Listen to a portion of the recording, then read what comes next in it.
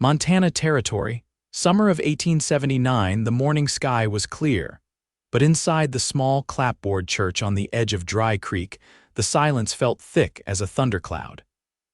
Brielle Whitlow stood frozen at the altar, her white muslin gown clinging to her arms where sweat and panic met. She had not planned for this moment to go like this. The hush had started with a whisper, one bridesmaid leaning into another, then a gasp from the preacher's wife. It spread like wildfire. Then came the shifting feet, the tight-lipped glances. The groom's mother had stepped forward, her voice sharp as a branding iron. "She should have told us. Those scars, God above, what kind of woman hides something like that?" Brielle's hands had trembled at her sides, but she did not cover her arms, not again. The groom, Franklin, had looked at her not with love, with pity, then revulsion. "I can't," he said, stepping back. "I'm sorry, Brielle, I didn't know. I can't marry someone who lied to me." And just like that, it was over. Outside, the sound of hooves on packed dirt cut through the air. A cowboy had ridden in late, dust trailing behind him, unaware that he was walking into a broken scene. He stepped inside just in time to see Brielle's bouquet hit the floor. His name was Callen Truett. He paused on the threshold, lifting his hat from his head as he took in the mess of it all, the scattered flowers, the stunned guests, the bride standing alone. Brielle turned, her face pale, her breath shallow. She met his eyes, and even through the ache in her chest, she registered the way he looked at her. Not like the others, not like Franklin. Callen's gaze dropped to the scars on her arms, the ones that twisted down her skin in pale, healed paths, the remnants of a fire from 3 years back, the one that had taken her family's barn and nearly claimed her along with it. He stepped forward slowly. "You wore your scars like they were shame," he said, his voice low, steady, "but all I see is proof you survived." Brielle blinked, the tears finally falling.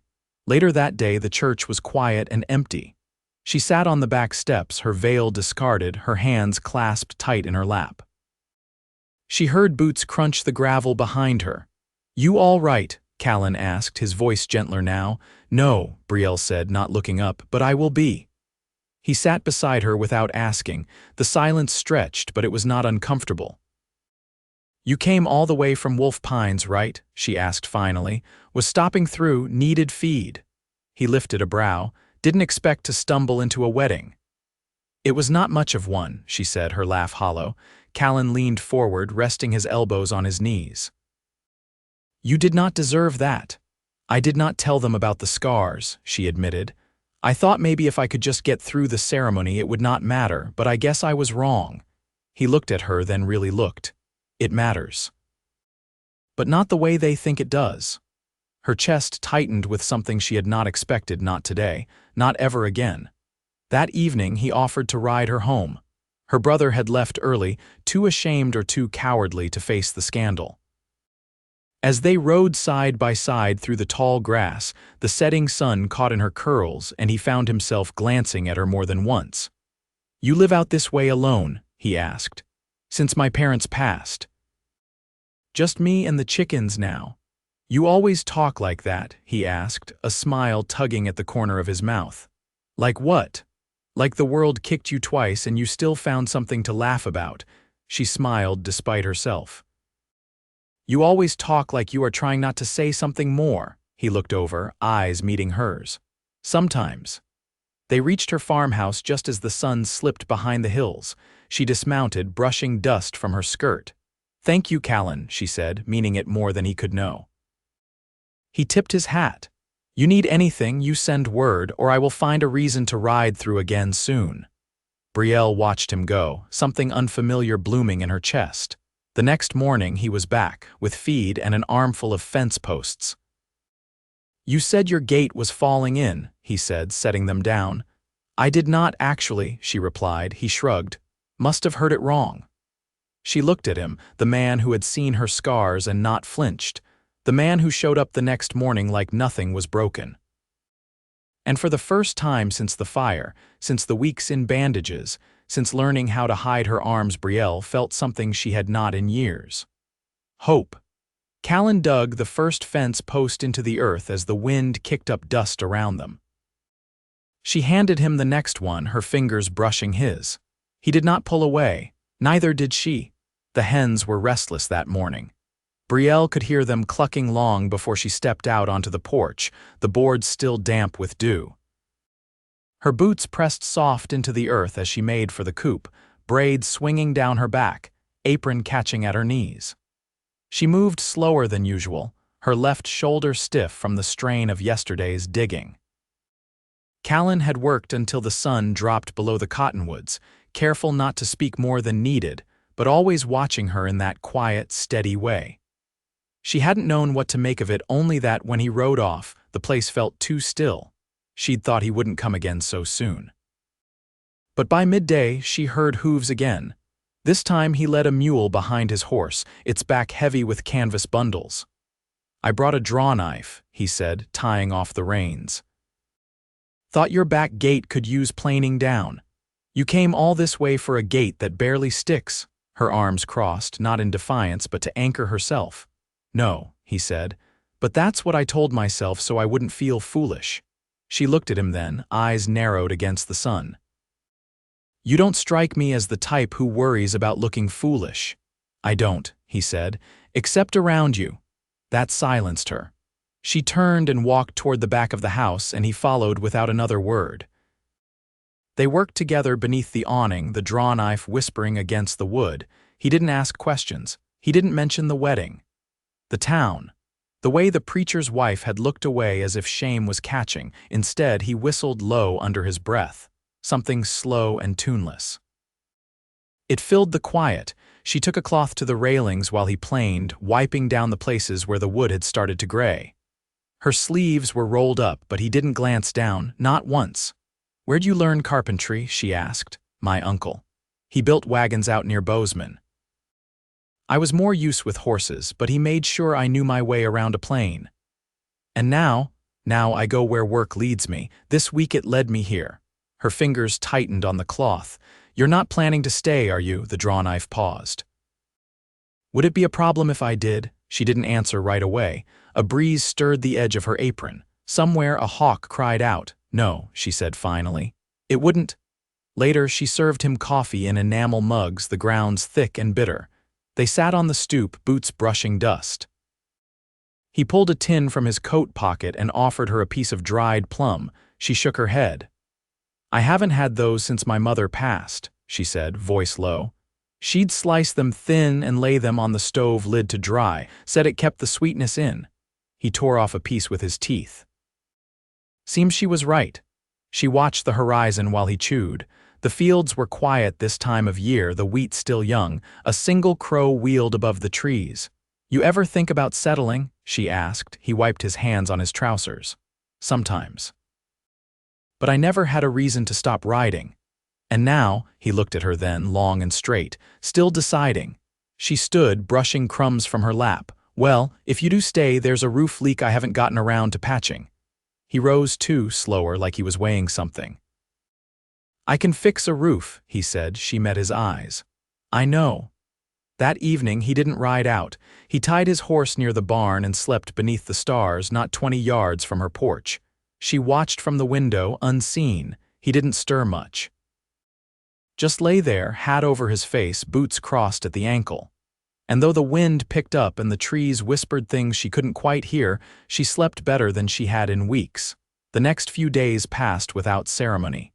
No townsfolk came calling. No letters arrived. The house stood quiet except for the creak of shutters and the shuffle of hens in the dust. Callen stayed. He rose early, not long after first light, and worked until dusk, mending what needed mending without being asked. He never made himself too familiar, never stepped where he hadn't been invited. But each evening he lingered a little longer near the porch rail, as though waiting for something unspoken to shift. Brielle watched him from the kitchen window that Friday, flour on her fingers, sleeves rolled high. He was splitting kindling near the shed, jaw set, shirt clinging to his back with sweat. His movements were measured, not hurried, not idle. She couldn't say why it settled something in her, but it did. That afternoon, she brought him water in a tin cup. "You always work like someone's watching," she asked, wiping her hands on her apron. He took the cup with a nod, his thumb brushing the rim before he drank. "No, just never learned the habit of cutting corners." She leaned her shoulder against the post, the sun warming her back. "You planning to keep fixing things until there's nothing left to fix?" "I don't mind running out of chores," he said, glancing up at her. "Just means I've got time to stay longer." Her throat tightened, but she didn't let it show. "You'll want pay before long." "I've got coin enough," he said. "And I've never been much good at sitting still." She hesitated. "You ever build something for yourself, or just other folks?" He looked toward the hills, the blue haze of them stretching out behind the barn. "Not yet. Always figured I'd know when it was time." A breeze stirred the tall grass beyond the fence line. She watched it bend, then right itself. "Come inside," she said. "There's stew, and I won't eat it all." He followed her in, ducking his head beneath the low frame. The table was already set. She didn't fuss. Just ladled stew into bowls and set bread between them. They ate in easy silence for a while, the sounds of spoons and the ticking stove filling what words didn't. When she reached for more, his hand brushed hers, and this time, neither of them moved away. "You ever miss them?" he asked softly, eyes on the table. She didn't have to ask who he meant. "Every day," she said. "It's quieter now, but it never leaves." He nodded. "My mother passed when I was 12. Took years before I stopped hearing her voice when I tied my boots." She looked over at him, the lines at the corner of his eyes drawn deeper in the low light. "What was she like?" Sharp-tongued, fierce about her garden, she could make a biscuit taste like a blessing. He smiled, small and real. "She'd have liked you." Brielle pushed her bowl aside. "Not many people say that. They don't know what to see," he said. "But I do." The room felt close suddenly, not stifling, but full. She stood, carrying the bowls to the basin. He followed, rolling up his sleeves, and reached for the drying cloth. "You wash, I dry?" he asked. She handed him the first plate. "Only if you don't mind cold water." He didn't. They moved around each other with the rhythm of people who'd shared space for longer than they had. When the dishes were done, she stepped out onto the porch, arms crossed loosely over her waist. He joined her, leaning against the railing. "You know," she said after a long pause, "I never thought I'd feel safe here again." "Not really." He looked over. "Do you now?" "I'm starting to," she said. He nodded once, quiet. The moon was just beginning to rise, a pale slice against the dark. She could hear the crickets in the grass and the old barn settling into night. "Would it be all right," he asked, voice low, "if I stayed a little longer tomorrow? There's a wagon tongue up at the Wilkes place they offered me, but I can get to it later." Her answer came without hesitation. "Yes, I'd like that." She didn't reach for him. He didn't try to touch her. But something passed between them then, steady and sure, like a fence post set deep in the earth. Not hurried, not idle, just strong enough to hold. The rain came in the middle of supper. It struck the tin roof like a fistful of pebbles, sudden and sharp, then eased into a steady rhythm that turned the dusty yard to mud and drew the scent of sage from the hills. Brielle stood at the threshold with the door half open, watching the wind twist the branches of the cottonwoods. Behind her, Callen set his fork down and rose without a word, stepping around the table to fetch in the firewood stacked beneath the eaves. By the time he came back in, his sleeves were soaked to the elbow. He shook the water from his hands before crouching beside the hearth, feeding the coals with damp pine. The flames caught slow, curling orange around the edges of bark. Brielle closed the door and latched it tight. "You ever get storms like this where you came from?" she asked, reaching for the kettle. "Some," he said, not looking up. "But it's different here. Smells like the rain's been waiting all week." She poured water into the tin pot and set it on the stove, watching the steam rise. "You grew up near Bozeman, didn't you?" He nodded. "A few miles east. My father worked the freight lines. I never took to it." "Why not?" He stood and wiped his hands on his trousers. "Too many hours closed up in wagons, too many men shouting over nothing. I'd rather be where I can breathe." She glanced toward the window. The hills had vanished behind a wall of water. "You breathe fine here," he looked at her then, quiet for a moment. "Better than I have in a long while." The kettle hissed, and she moved to pour. She set 2 cups on the table, then sat across from him, fingers curled around the warm tin. The fire popped in the corner, throwing gold against the plank walls. "You never said if you've got folks left," she said. He shook his head once. "No one close. My uncle passed last spring, never married." After that, I just kept moving. Her thumb tapped the side of her cup. "That ever get lonely?" "Sometimes." He met her gaze. "Not lately." The wind rattled the shutters and she rose to check the latch. When she turned back, he was standing. "You've got an extra lantern?" he asked. "If the wind knocks the fire low." She opened a drawer near the stove and handed him one with a cracked glass front. He held it steady, eyes scanning the room. "You don't sleep in the loft, do you?" he asked. "No," she said. "I use the downstairs room now. The stairs catch my shoulder when it's stiff." He nodded once, taking that in without comment. Then he moved to the door, testing the hinges. "I'll sleep in the barn tonight. Storm's thick. Better to be nearby." "You could stay in the lean-to," she said, surprising them both. "It's dry and it locks from the inside." He didn't answer right away. Then softly, "You sure?" "I wouldn't have said it if I wasn't." He nodded, something in his jaw easing. "I'll bed down after I check the roofline." "The gutter's loose on the north side." She watched him go, lantern swinging at his side. The storm had swallowed the yard, but she could just make out his shape as he moved toward the barn, rain sheeting past the light. By the time she lay in bed, the wind had died down. The house creaked as it settled, and the fire gave off a soft, even glow. She didn't sleep right away. Outside, the lean-to door thudded once against its frame, then stilled. She closed her eyes, the sound of rain softening to a hush. She was no longer alone in the quiet.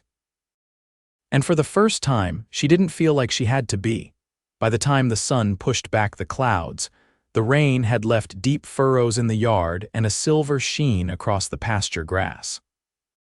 Brielle stepped out with her boots sinking slightly into the softened earth, apron hem damp before she reached the edge of the porch. She raised one hand to shield her eyes, scanning toward the lean-to where Callen had slept. The door was already open. She found him near the woodpile, crouched low, sleeves rolled, sorting through what had been soaked and what might still be useful. His hat hung on a nail nearby, brim warped from the night's storm. "Morning," she said, brushing a strand of hair from her cheek. He looked up, eyes squinting against the light. "Sky finally turned kind, figured I'd see what the rain spared." She stepped down, arms folded. "You always start the day with work." He stood slowly, wiped his hands on his trousers. "Only way I know how to earn the daylight." She tilted her head, considering him. "You always speak like that, only when I'm thinking too much." He followed her to the porch, boots heavy with mud. She poured the morning coffee from the pot she'd kept warm on the stove, handed him a cup, then settled herself on the steps. "I've been thinking," she said after a moment, "about what comes next." He sat beside her, careful to leave space between them. "What do you mean, this place?" she said, gesturing across the fields. "It was supposed to be for a family. My parents built it with that in mind. Then I tried to build something else here, and that didn't hold." He didn't interrupt. "I've been alone a long time, Callen." "Longer than just these past months." "You never seem alone," he said. "That's because I got good at hiding it." The wind stirred the grass near the fence line, quiet and low. "I don't want to hide anymore," she said. He set his cup down, turned to face her more fully. "Brielle, I didn't come here looking for anything, but I'm not ready to ride away from what I've found." She looked at him then, really looked at the calluses on his hands, the way his shirt clung to his shoulders, the steadiness in his eyes. "This would be a hard place to keep without help," she said. "I'm not afraid of work." "It's not the work that worries me, it's the staying." He didn't hesitate. "I've ridden enough to know when I've reached the place meant for me." Her chest ached, but not with fear, not this time. "I never thought I'd want someone here," she said. "But I do, I want you." He reached for her hand, slow and certain. When their fingers met, the last distance between them disappeared. That afternoon, they walked the whole property together. He asked about the fields, the creek at the back of the lot, the stone markers near the cottonwoods where her parents lay. She told him about the spring runoff, the wind that came low through the valley, the fox that had taken 2 hens last fall. By evening, she'd pulled her mother's quilt from the cedar chest and spread it on the porch. They sat close, shoulders touching, watching the stars blink out one by one. She leaned her head against him. "You think you'll miss the road?" He rested his chin gently atop her hair. "Not if this is where it ends." They were married 2 weeks later, not in the church at Dry Creek, but beneath the cottonwoods where the roots ran deep. The preacher came quiet, brought by Callen's hand. No guests, no flowers. Just vows spoken low against the wind and the steady rustle of leaves above. She wore a dress the color of cream, plain and soft. He wore his cleanest shirt and boots without dust. They didn't speak of scars or past days, only what they would build together. That fall, they harvested the last of the beans and stacked the firewood high. He repaired the barn roof with shingles he cut himself, and she stitched new curtains from linen tucked away in a trunk. At night, they read by lantern light, her voice steady, his slower but sure. In the mornings, he kissed her hair before stepping outside, and she watched him through the window with a smile that didn't fade. They planted fruit trees in the spring, 3 of them, spaced wide so the roots could stretch. And every day they watered them by hand. She never wore long sleeves again. He never looked at any part of her with anything less than quiet reverence. They grew old there, beneath the same sky, with dust on their boots and peace in their bones. Love, the kind that stays, found them not in a wedding or a promise spoken loud, but in the quiet choosing of each other, day after day, with every sunrise that came after the storm.